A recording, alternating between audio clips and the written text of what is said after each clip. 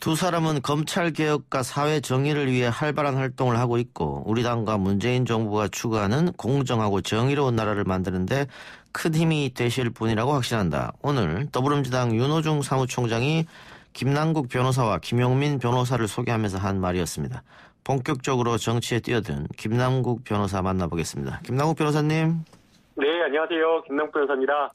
예, 언론에서는 뭐 영입, 인재, 입당이라고 쓰고 있습니다만은 그 입당한 지 좀 되지 않았나요?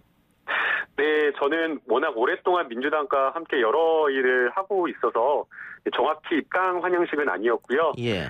제가 정치에 입문하면서 국민들과 약속하는 자리로 새롭게 정치 시작하는 자리를 좀 만들어 주신 것 같습니다. 예. 뭐 민주당과 같이 일을 많이 했다고 합니다만은 그건 뭐 민주당과 일을 하는 것이지 본인이 국회의원이나 뭐 지방선거나 나간다 이러는 건 아니었는데 이번에는 네. 그러면 출마를 결심하신 거네요? 네, 맞습니다. 사실은 과거에 일을 할 때는 법률 지원이라고 하면서 여러 가지 일을 고발장이나 변호하는 그런 역할들만 했었는데요. 이번에는 제가 정치에 직접 뛰어들어서 정말 민생 문제라든가 여러 가지 문제들, 현안들을 풀어가는 역할을 제가 하겠다라고 선언하는 자리였습니다. 예. 어쨌든 이제 청년 정치인이신데 그동안 뭐 변호사 업무도 그렇고 방송 일도 상당히 많이 했었는데 정치를 해야겠다. 국회를 한번 대봐야겠다. 이렇게 결심한 계기가 있을까요? 네, 사실은 완전히 다른 영역에 들어가는 것이기 때문에 예. 이 삶의 변화에 대한 두려움 그리고 무거운 책임과 이런 것들에 대한 고민의 시간이 상당히 길었고요. 예. 제가 정말 정치를 해야겠다라고 하는 것은 민생 현장에서 뛰면서 여러 현안들을 보며 제가 변호사로서 역할을 하는 것만으로는 한계가 있다라는 그런 생각을 했습니다. 예. 그래서 그냥 비판하고 저도 국민으로서 욕하고 이런 것들을 더 넘어서서 진짜 이 큰 문제들을 함께 고민하고 문제를 해결해보자 그런 생각으로 제가 정치를 시작하게 되었습니다. 만일 국회의원이 되면 어떤 일을 그럼 제일 먼저 하고 싶어요? 네, 사실은 많이 기대를 하시는 게 지금까지 제가 했던 것이 사법개혁과 관련된 일, 그리고 또 변호사이기 때문에 법률과 관련된 일만 생각하시는 분들이 많은데요. 예. 저는 오히려 민생과 관련된 부분, 그 부분을 좀 이야기를 하고 싶습니다. 예. 제가 사실 변호사 하려고 공부를 되게 오래 했는데 아마 많은 분들이 그러셨을 겁니다. 많은 청년들이 직업 딱 가지면 모든 문제가 해결될 것 같은데 예. 정말 어렵게 공부해서 직업을 구하고 나면 정말 오히려 내가 노력해서 해결할 수 없는 더 무지막지한 큰 문제들에 봉착하는 그런 경험을 많이 하게 되는데요. 예. 그럴 때 제가 정말 해결할 수 있는 여러 가지 정책, 체감할 수 있는 그런 문제들을 해결할 수 있는 그런 정책들을 만드는 그런 체감할 수 있는 일을 해보고 싶습니다. 뭐 민생이라고 하면 결국은 먹고 사는 문제 아니겠습니까? 의식주가 네. 기본으로 돼 있어가지고. 근데 네. 제가 알기로는 김남국 변호사도 아직 그 집이 없고 지금 전세로 살고 계시죠? 네, 아직 전세고요. 변호사 되고 사실은 원룸에서 월세 탈출하는데도 몇 년 걸렸습니다. 예, 얼마 전에 이사한 걸로 알고 있는데. 네. 특히 청년들의 주택 문제가 좀 심각하거든요. 그리고 네, 이번에 총선 때 만일 민주당의 아킬레스건이 있다고 한다면 부동산 문제다 이런 얘기도 나오고 말이죠. 네, 아킬레스건이라고 많이 평가를 하시는데요. 예. 그만큼 오히려 더 잘못된 정책이 있다라고 한다면 인정할 것은 인정하고 그 부분을 더 보완하는 정책을 마련해야 된다고 생각이 들고요. 주거만 안정된다고 하더라도 많은 부분에 있어서 정말 삶이 편안해집니다. 그렇겠죠. 사실은 지출이 줄어드는 것고 소비가 줄어드는 것도 이러한 여러 가지 주거가 불안정하고 주거에 들어가는 비용 부담 때문이라고 생각이 들고요. 예. 그래서 우선 정말 이런 어떤 문제가 서울 수도권의 문제가 되는 부동산 정책이라든가 또 청년들이 1인 가구도 상당히 많거든요. 예. 저도 아직 결혼을 못해서 아직 혼자 살고 있는데 이런 1인 가구를 위한 청년들을 위한 지원, 주거 지원, 민생과 관련된 부분에 대한 많은 지원에 대한 고민을 논의해보고 싶습니다. 예. 오늘 함께 입당한 김용민 변호사는 경기 남양주 병 이야기하는 것 같던데 김남국 변호사는 지역구 정해졌습니까? 네, 저는 당에 일임을 한 상황이고요. 제가 지금까지 활동한 여러 가지 모든 것들이 정말 제가 뛰어나거나 능력이 좋아서 그런 것이 아니고 예. 정말 현장에서 앞서서 싸우다 보니까 여기까지 왔기 때문에 정말 무엇인가 보은하고 보답하는 그 길은 필요한 곳에 나가는 것이라고 생각해서 당의 모든 것을 진짜 진심으로 일임했습니다. 예.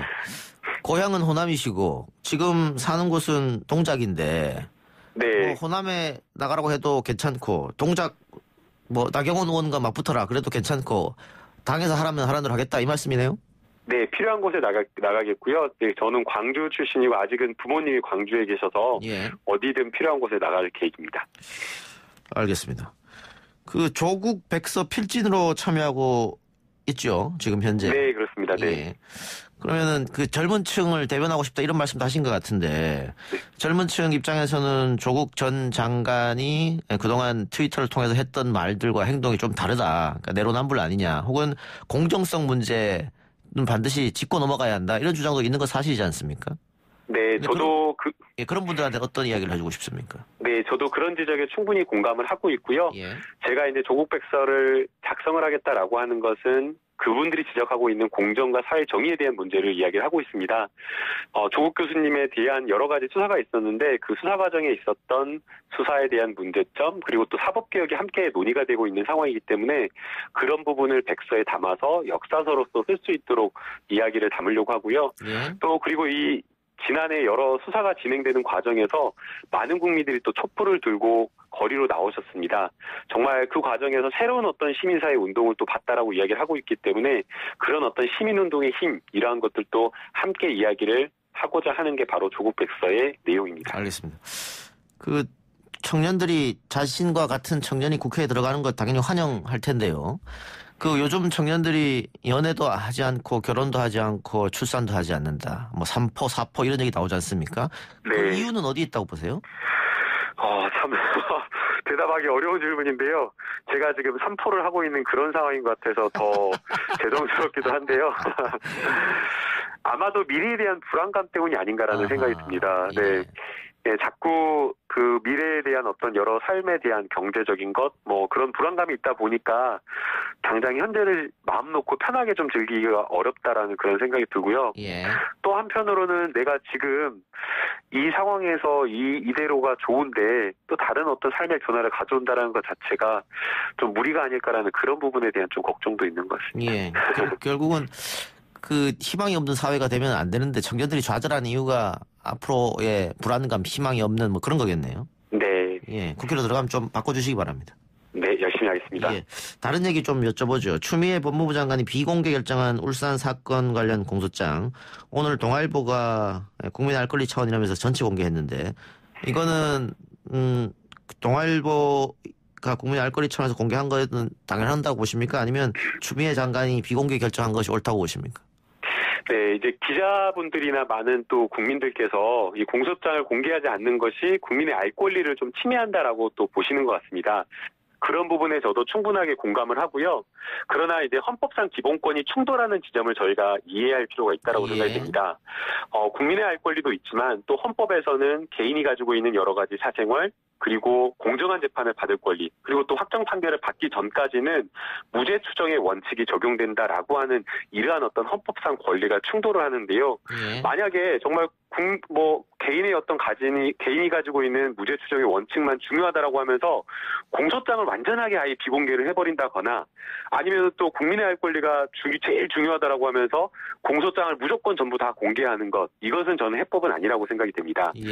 공소장에는 공소사실도 들어가 있지만 또 불필요하게 피고인의 어떤 사생활이라든가 또 선입견을 줄 수 있는 여러 가지 잘못된 어떤 증명되지 않는, 입증되지 않는 그런 사실이 들어가 있기 때문에 두 기본권을 충분하게 충돌하는 지점에서 충분하게 서로 모든 것들을 고려해서 절충하는, 제한하는 그런 어떤 방법이 중요하다고 생각이 들고요.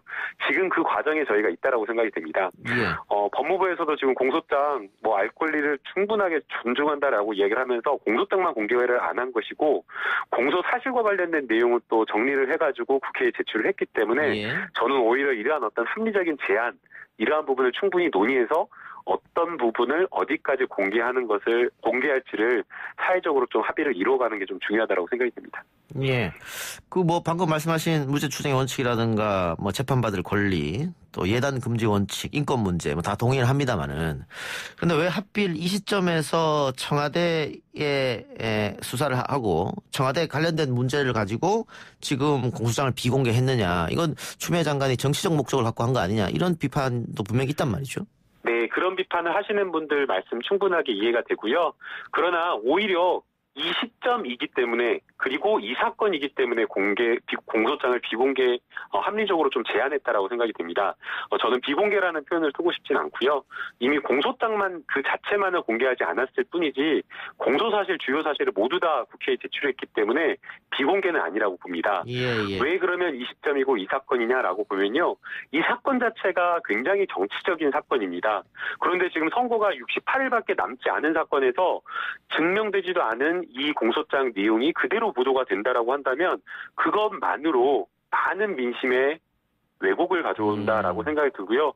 그렇기 때문에 저는 굉장히 민감한 아주 중요한 선거를 앞둔 시점에 정치적 사건에 대한 공소장이기 때문에 합리적으로 그러한 어떤 공개 범위를 제한하는 게 맞다라고 보이고요.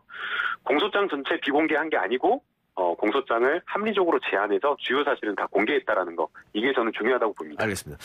그 요약하면 결국은 공소장이라고 하는 것은 검찰이 이 사람이 이런 혐의가 있습니다 하고 일방 주장인데 변호인은 다른 얘기를 할 테니까 말이죠.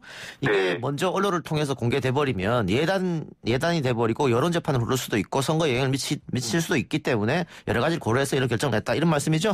네, 공소장 일본주의라고 하는데요. 불필요한 주요 사실이 아닌 그런 공소사실은 다 빼도록 되어 있습니다. 그런데 지금 이 73페이지의 공소장은 입증되지도 않은 것이고 입증하기도 어려운 여러 가지 예단을 줄 수 있는 사실이 포함되어 있기 때문에 저는 오히려 이렇게 제한되는 게 타당하다고 보입니다. 알겠습니다. 그 출마하겠다, 입당하겠다, 뭐 정치인이 되겠다 했을 때 가족분들은 어떤 반응이었습니까? 엄청 말리셨죠. 결혼도 안 했는데 무슨 정치냐라고 하면서 그렇게 되게 반대가 심하셨는데요. 예. 제가 좀 결심을 하고 많이 도와달라고 하니까 부모님 가족께서도 적극적으로 지원을 해주신다라고 말씀하셨습니다. 알겠습니다. 네, 훌륭한 정치인 되시기 바랍니다. 오늘 인터뷰 고맙습니다. 네, 감사합니다. 예, 지금까지 김남국 변호사였습니다.